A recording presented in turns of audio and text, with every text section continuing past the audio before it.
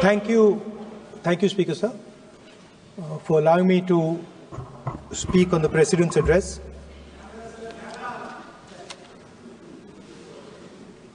Camera. Thank you. Double thank you, sir.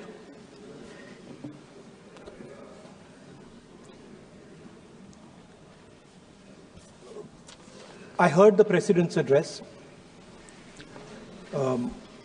I sat there with Kharge ji and I listened to it. And I must say, I struggled through the President's address to maintain my attention on what was being said, because I had heard pretty much the same President's address the last time and the time before that and the time before that. And it was the same laundry list of things that the government has done. We have done this, we have done this, we have done this, 50 or 100 things that the government has done. And so while I was sitting there, I was thinking, okay, I am being critical about what is being said. And I am saying that this is not the type of President's address that should be delivered. Well, the question came to my mind, what type of address would an India Gathbandhan government deliver? How would that address be different than the address we heard? Because it's no point me saying that it is a laundry list and then not providing an alternative idea. And so today I would like to lay out some dimensions of what an alternative address would look like, what the India Gathbandhan would probably focus on, and where we would lay emphasis. The future of this country is going to be decided by the young men and women of this country, the youth of this country. So I think anything we say has to be addressed to them, has to be spoken to them. The first thing in front of us, and this is something I'm sure the Prime Minister would accept and pretty much everybody in this room will accept, is that even though we have grown fast, we are growing slightly slower now, but we are still growing. A universal problem that we have faced is that we have not been able to tackle the problem of unemployment.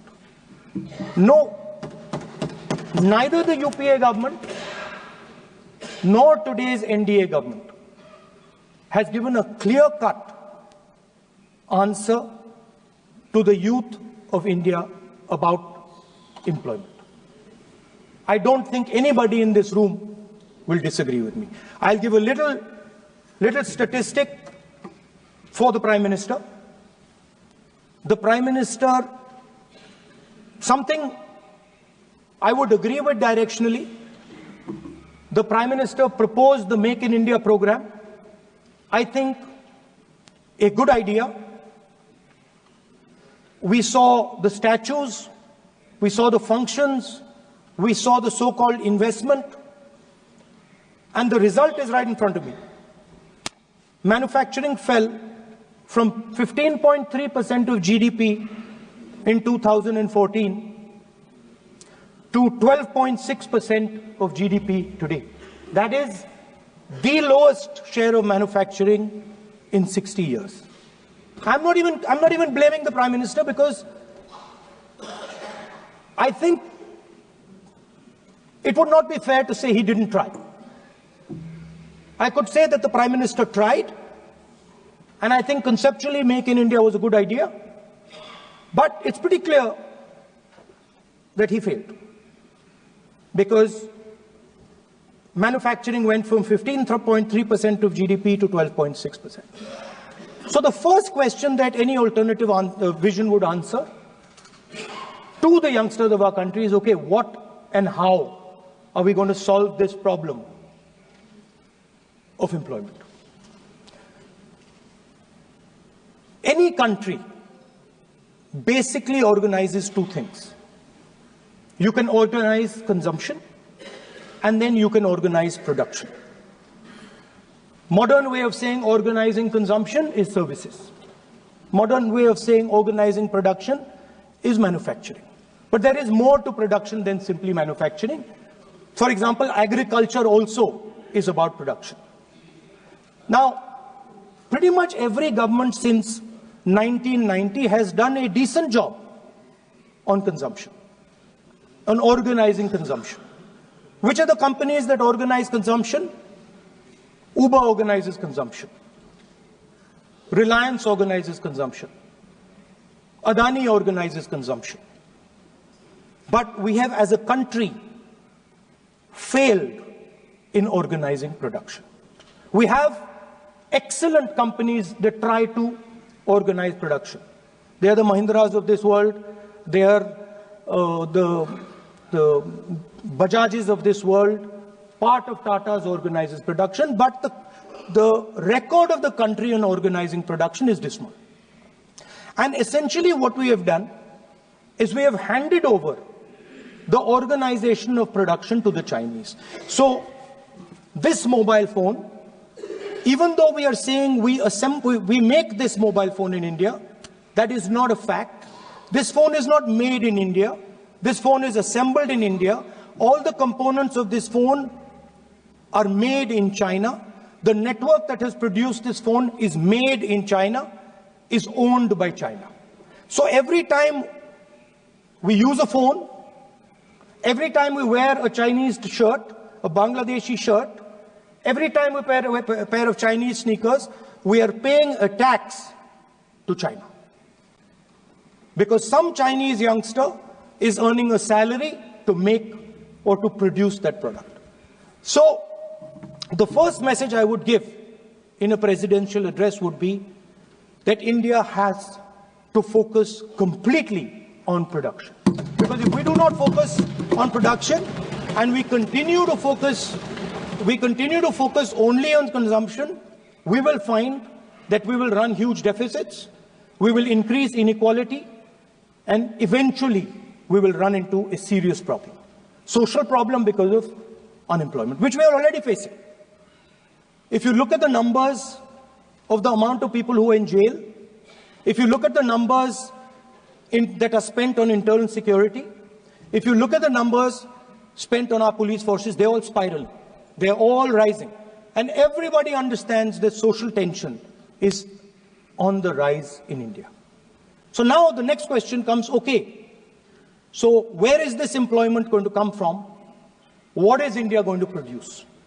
And for that, I'd like to tell all the youngsters of this country that there is a revolution taking place, an exciting revolution. The world is transforming completely. And the change that is taking place, at the heart of the change that is taking place, we are moving from the world of the internal combustion engine to the world of the electric motor. We are moving from petrol to batteries. We are moving wind, solar, potentially nuclear energy. So our entire way of moving is changing. And this is going to change every single thing. It is going to change warfare. It is going to change medical treatment. It is going to change education. It is going to change how we eat. It is going to change every single thing.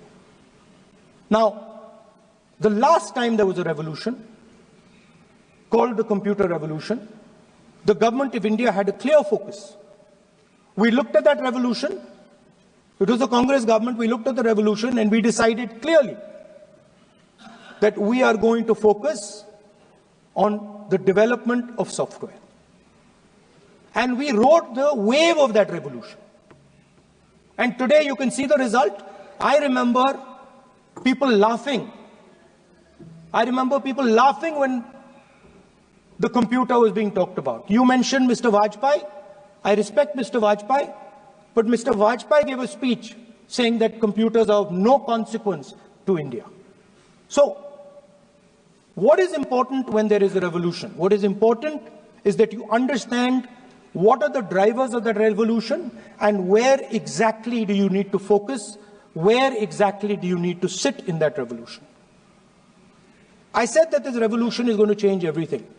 And I want the youngsters in this country to think about it. There is a war going on in Ukraine. The war in Ukraine is actually a war between the internal combustion engine and the motor, the electric motor. The electric motor is inside the drone, the engine is inside the tank. And if you look at what is going on in Ukraine, the tanks are dying by the thousands. And small little drones with electric motors, small batteries, not much bigger than that, are destroying the entire tank artillery infrastructure of both Ukraine and Russia. So the drone is the electric motor. The drone is the battery. The drone also needs to see. So the drone is a camera.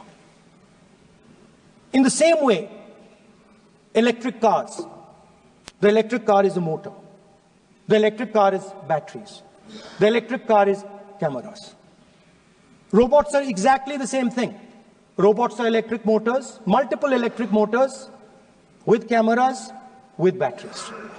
And this is what the revolution is going to look like. So there are basically 4 technologies that are driving this entire change in mobility. Electric motors, batteries, optics, and then on top of that, you can apply AI. Now I want to tell the youngsters of this country, people talk about AI. But it's important to understand that AI on its own is absolutely meaningless. Because AI operates on top of data. Without data, AI means nothing. And if we look at data today, there is one thing which is very clear. Every single piece of data that comes out of the production system in the world, the data that was used to make this phone, the data that is used to make electric cars, the data that is used to make basically all electronics on the planet today is owned by China. And the consumption data is owned by the United States. In China, the consumption data is owned by China, but in India, companies like Google, companies like Facebook, companies like Instagram, X, they own our consumption data. So if India wants to talk about AI, it has to first answer the question, what data is going to power that AI? And the answer today is India does not have that data. Neither does India have production data, neither does India have consumption data. We have handed our consumption data to the big American companies, and the production data we don't have anyway. So what would that vision look like? The first thing, we would start getting youngsters excited about this revolution. We would start to introduce the idea of a completely new way of moving, a complete revolution in how things move. We would start teaching our children in schools about batteries, about electric motors, about how these things combine, about how drones, robots, electric cars are structured, how they will work together. And most important, we have to start building a production network so that we can get access to production data. Now, what would we focus on? We would not give you a laundry list. China has at least a 10-year lead on India in this space. China has been working on batteries, robots, motors, optics for the last 10 years, and we are behind. So what would our president's address say to the youngsters? We will choose critical areas in each one of these technologies, and we will start to build capabilities in those areas. The second thing we would do, we would ensure that our banking system is not captured by 2 or 3 companies that basically do not allow you to build a production system. But our banking system is open, is dynamic, and is accessible to small and medium businesses and to millions and millions of entrepreneurs who want to take part in this revolution. Our foreign policy would take into account this revolution. When we talk to the United States, we would not send our foreign minister to invite our prime minister to his coronation. We would not send him 3 or 4 times, please invite our prime minister. Because if we had a production system and if we were working on these technologies, the American president would come here and invite the prime minister. So it is important to understand where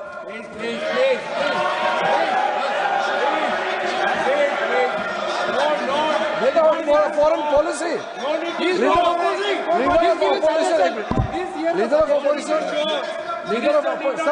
Leader of opposition cannot make such serious unsubstantiated statements. This is related to the relation between 2 countries, and he is making an unverified statement about invitation of the Prime Minister of our country. Is matter of our dignity. How can you make such kind of statement? He is leader of opposition, sir. He should be responsible in making such statement. Sir, LOP is giving us very positive suggestions. Why they are worried, sir? For the country, he is giving. Leader of opposition has the information from any official source. He must inform the House. If leader of opposition has the information, please inform the House. Okay. Who has told you that foreign ministers visited for the purpose which you have mentioned? You must specify it. So, I'm sorry that disturbed you, that question. I apologize for disturbing your peace of mind. It's okay. I've apologized. I've apologized for disturbing your peace of mind. I'm sorry. Apologize for lying to the House. ऐसा नहीं होता है. तो serious होना चाहिए leader of opposition को. कम से कम देश के मामले में तो एक हो. देश के मामले में तो एक वॉइस से बोलना चाहिए. ये गलत बात है. ये ठीक नहीं है. लीडर ऑफ अपोजिशन को इस तरह का बयानबाजी नहीं करना चाहिए. ये गंभीर विषय पर चर्चा चल रही है. So we would start by telling our young men and women that they have to be at the forefront of this revolution. We cannot afford that the Chinese are at the forefront of this revolution. Number 1. Number 2, we will ensure that the absolute best experts on these technologies would talk to our students, would talk to our youngsters and guide them on what a future, on what these future technologies are going to do. We would make them partners in this revolution. Now, we talk about defense.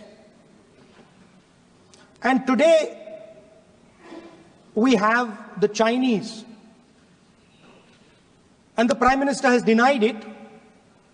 And the army has contradicted the Prime Minister. It's true. The Prime Minister has denied it. The Prime Minister has denied it. And the army has disagreed with the Prime Minister that China is sitting on 4,000 square kilometers of our land, of our territory.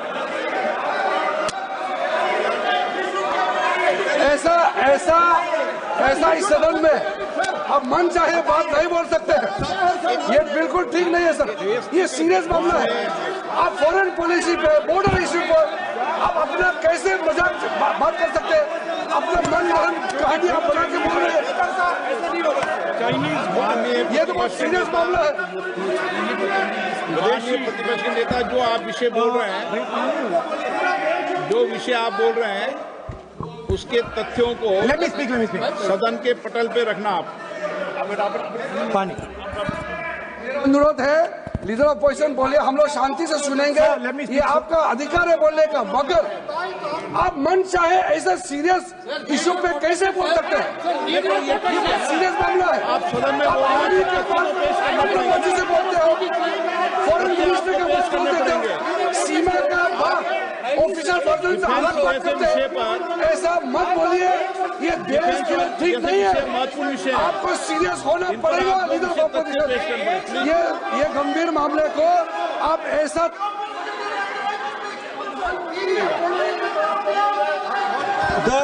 The Prime Minister has denied that Chinese forces are inside our territory, but for some reason our army keeps talking to the Chinese about their entry into our territory, and our Chief of Army Staff has said that the Chinese are inside our territory. This is a fact. This is not invention, this is a fact. Now, but the reason China is inside our territory is important. Because people think that wars are fought between armies and their weapons. But the fact of the matter is that wars are fought by industrial systems. The fact of the matter is that China has an industrial system that is far stronger, far bigger than our industrial system. And that is why they have the guts to come inside this country. The reason China is sitting inside this country is because Make in India has failed. The reason China is sitting inside this country is because India is refusing to produce. And I am worried that India is going to give up this revolution to the Chinese once again. The reason I made this reference is because everything is connected. If and when we fight a war with China, we will be fighting with Chinese electric motors, Chinese batteries, Chinese optics, and we will be buying Chinese motors, Chinese optics, Chinese batteries. It is a non-sustainable proposition. That is why for our security, for the future of our children, for the future of our country, we have to build a production system, and we cannot allow this revolution to go by. Now, the next step, we have a strategic partner called the United States. The partnership should focus on how India and the United States can work together to take advantage of this revolution. That is what the conversation should be on. Please understand that India is as important as the United States for the simple reason that they cannot build an industrial system without us. They cannot build a production system without us. No matter what they say, the Americans simply cannot do what India can do because their cost structure is much, much, much more expensive than ours. We can build things that the Americans would never imagine. India can do that. So that would be the first part of the President's address. We would talk to the youngsters in India and say to them, we want you to be partners in this revolution. We want to change the Indian banking system so you can have access to it. And we believe in you, we trust in you, and we believe you can take on the Chinese. That's the first part. The second part would be about participation. We have done a caste census in Telangana, and what we have found is shocking. Almost 90% of Telangana is either Dalit, Adivasi, backward, or minority. Almost 90%. And I am convinced that that is the story across the country. I am absolutely convinced that the OBC population of this country is not one less than 50%, possibly 55%. 16% are Dalits. 9% are Adivasis. 15% are minorities. Last budget, there was a photograph. You remember the photograph? Of course. वो मक्खन बांटने वाली, हलवा बांटने वाली photo. मैं हैरान हो गया कि इस बार फोटो ही हटा दी. हलवा खिलाया मगर दिखाया नहीं किसको खिलाया. नेता please. So at the center of any new development paradigm for this country, which runs parallel with the production paradigm I spoke of, which works together with the production paradigm I spoke of, is the participation of lower castes, OBCs, Dalits, Adivasis in the wealth of this country. If we look at the largest corporates in this country, they're all owned. None of them are owned by OBCs. None of them are owned by Dalits. None of them are owned by tribals. If we look at the biggest media companies that support the Prime Minister, every day we see the Prime Minister's pleasant face, smiling face on these media. None of them are owned by OBCs. None of them are owned by Dalits. None of them are owned by Adivasis. This is the fact. So central to any new development paradigm is the architecture of a new paradigm. And that architecture of the new paradigm can only be built once the caste census is placed on this table. Because once the caste census is placed on the table, we will know exactly how much of this country's wealth, how much of this country's power, how many of this country's institutions are owned by 90% of this country. There are OBC MPs in the BJP. There are OBC MPs in the BJP. There are Dalit MPs in the BJP. There are Adivasi MPs in the BJP. Remember, you are OBCs, you have 50% of the population, and you have absolutely no power. I know that you're sitting there and you cannot even open your mouth. That is the truth of the country. प्रधानमंत्री का चेहरा आपको दिखाई नहीं देता है. जाति जनगणना, प्रधानमंत्री का चेहरा आपको दिखाई नहीं देता है. Architecture, participation, revolution in this country that we are going to bring. ये अंधेरा हो गया है. पार्लियामेंट में है. ये कुछ दिखता नहीं है. सोनिया गांधी, प्रियंका, ये लीडर ऑपोजिशन को कुछ दिखाई नहीं देता है. ओबीसी बात करते हैं. So the idea is, Speaker, the idea.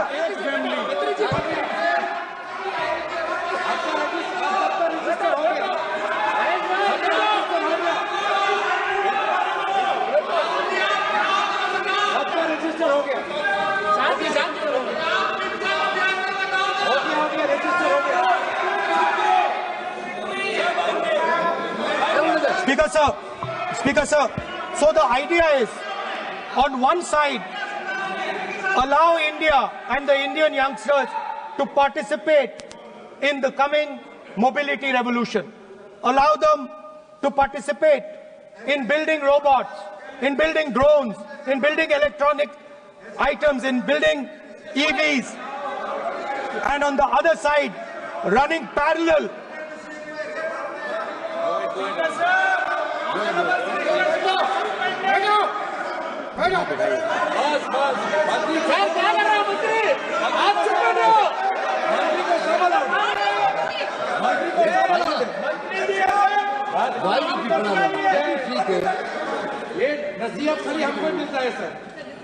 मैंने उनको ही मना किया. The country, Speaker sir. ऐसा नहीं है. आप भी बहुत डिस्टर्बेंस करते हैं. Okay, Speaker sir. So parallel ideas. One idea, participate in the mobility revolution. Whether you're thinking of economy, weapons, production, healthcare, India should participate in this revolution. India should become the master of the electric motor, master of the battery, master of optics, and master of AI applied on top of that production system. Now imagine the power of AI when we apply it to the caste census. You imagine what we will do with AI and what we will do with the social revolution in this country when we start to apply AI on the data that we get from the caste census. So we are going to run a parallel track. On one side, participation, revolutionizing the participation of Dalits, OBCs, Adivasis in the ruling of this country, in the institutions of this country, in distribution of wealth of this country. And on the other side, parallel track, challenge the Chinese and participate in the revolution and defeat the Chinese in electric motors, batteries, solar panels and wind. Yeah.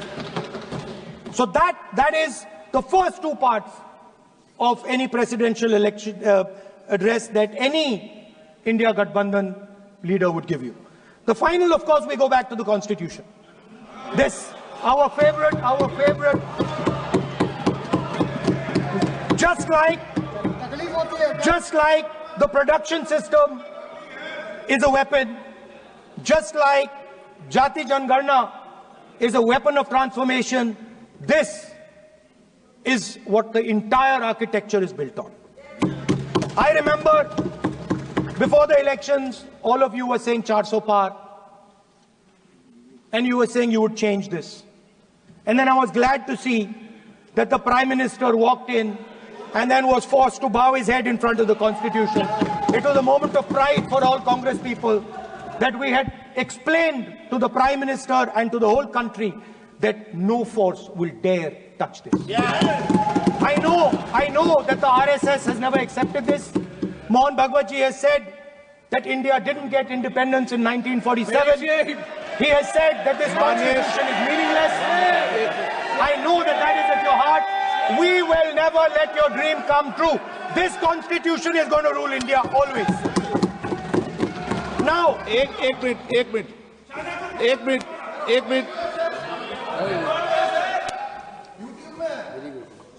आप प्रतिपक्ष के नेता हैं, मेरा आपसे आग्रह है कि जो विषय आप रखें वह तथ्यों के आधार पर रखें, तो उचित होगा। मैंने आपको पहले भी कहा, और जो सदन के सदस्य नहीं हैं उनकी चर्चा न करें।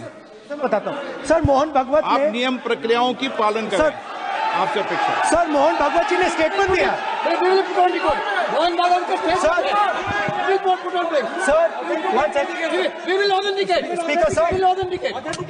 Speaker sir, Mohan Bhagwat ji made a statement saying that India did not receive independence in 1947.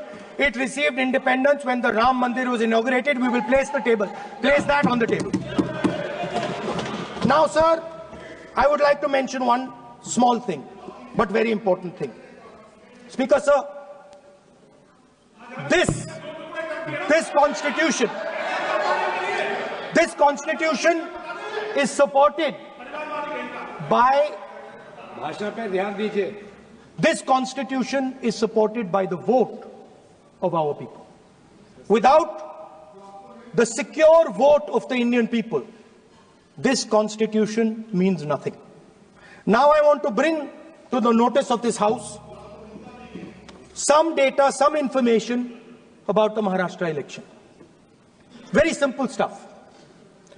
Speaker sir, between the Lok Sabha election, which the India Alliance won, and the Vidhan Sabha election,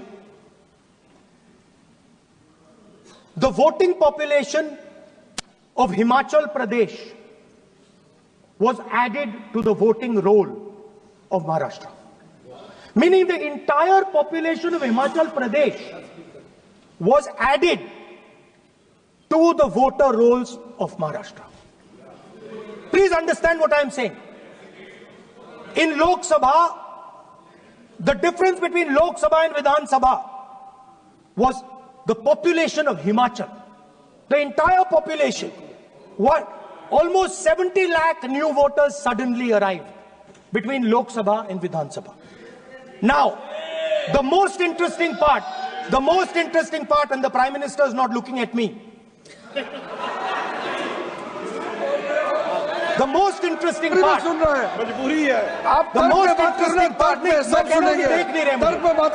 मुंह नीचे कर लिया suddenly.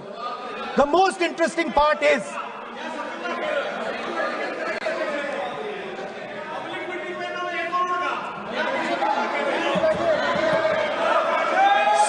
Sir, Maharashtra mein more voters were added in 5 months in Maharashtra than were added in 5 years in Maharashtra. जितने 5 साल में add हुए उससे ज्यादा 5 महीने में ऐड हुए, आखिरी 5 महीने में लोकसभा चुनाव के बाद। सर, एक बिल्डिंग है सर शिरडी में, एक बिल्डिंग में 7,000 नए वोटर एक बिल्डिंग में ऐड हुए सर। एक बिल्डिंग में 7,000 नए वोटर ऐड हुए सर।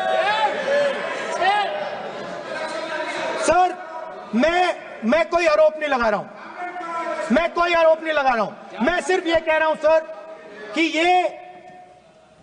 इसमें कुछ ना कुछ प्रॉब्लमैटिक है कि हिमाचल प्रदेश जितने बड़े वोटर्स लोकसभा के बाद जादू से आ जाते हैं। अब हम क्या कह रहे हैं, हमने इलेक्शन कमीशन से रिपीटेडली कहा है कि हम आरोप नहीं लगा रहे हैं, आप एक काम कीजिए, हमें लोकसभा की वोटर लिस्ट दे दीजिए, नेम एड्रेस और इलेक्ट्रॉनिकली दीजिए, और विधानसभा नहीं है। नहीं सर, नहीं नहीं नहीं नहीं नहीं नहीं स्पीकर सर वो सब वेबसाइट पे रहती है, सब जानते हैं, कभी भी कोई निकाल सकता है। स्पीकर सर, मैं समझा देता हूं सर। स्पीकर सर वो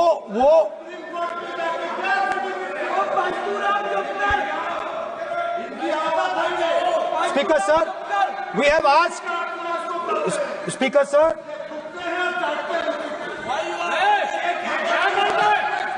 Speaker sir, we are asking this question.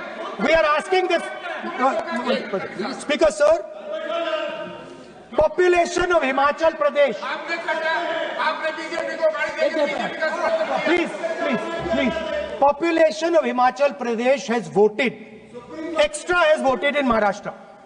We are saying to the Election Commission, please give us the names and addresses and polling booths of all the workers in the Lok Sabha and all the workers in the Vidhan Sabha, so we can calculate who these new workers are, who these new voters are. Interestingly, the new voters are mostly in the constituencies that the BJP has swept.